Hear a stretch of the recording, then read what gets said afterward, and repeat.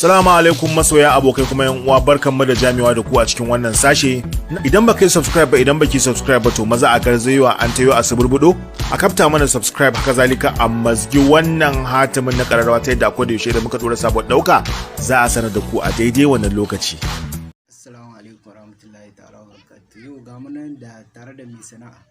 Wai mai sana'a, in tambaye ka wani abu. Wai mai Allah ya tarantar mu tsinannu da azzalumai.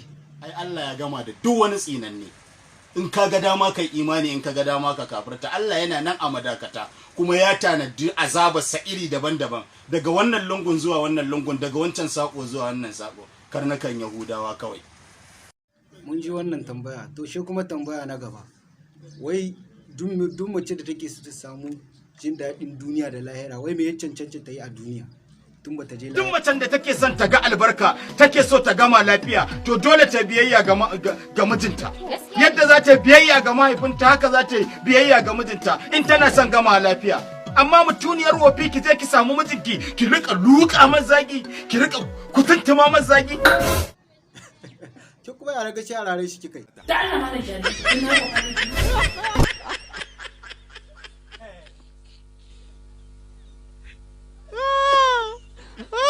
Duka dai abin da zamu iya kawo muku kenan, da fatan kun ji daɗin wannan ɗauka, kuma ga muna ta cancarewa ni da